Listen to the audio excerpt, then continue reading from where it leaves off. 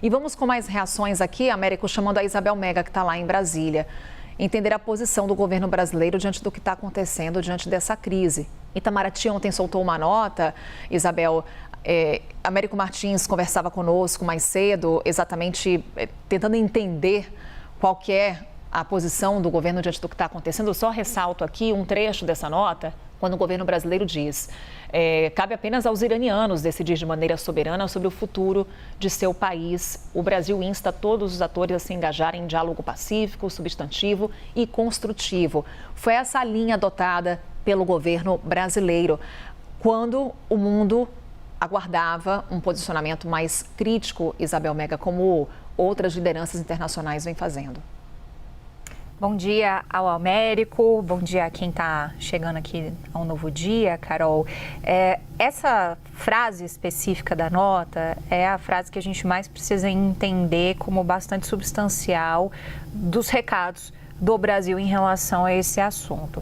Porque a nota vem para, primeiro, atestar que a situação é muito grave e o Brasil não poderia ter uma postura indiferente a isso.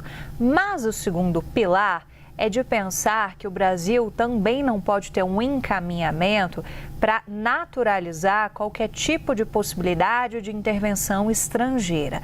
Aqui a gente está falando sobre o quê? Sobre os Estados Unidos.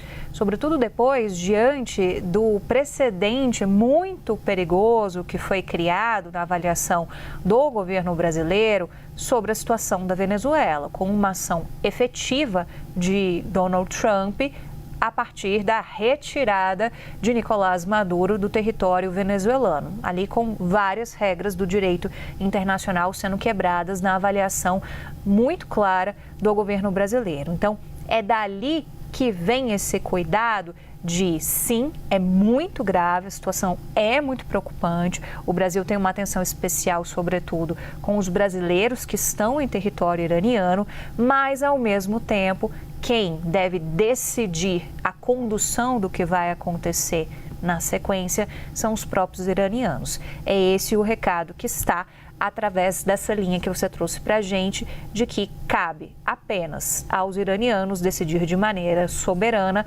qual vai ser o futuro do país. Então, o Brasil tem uma atuação de falar sobre questões de paz muito semelhante ao que falou também em relação à situação da América Latina e a situação da Venezuela.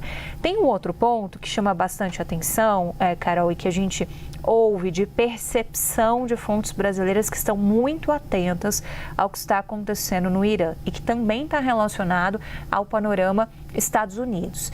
Há uma certa suspeita que a gente observa de algumas fontes de que possa haver algum tipo de ação, tanto de Israel quanto dos Estados Unidos, para provocar convulsão social no Irã e, com isso, ter um pouco mais de brecha para uma intervenção efetiva do governo do Donald Trump.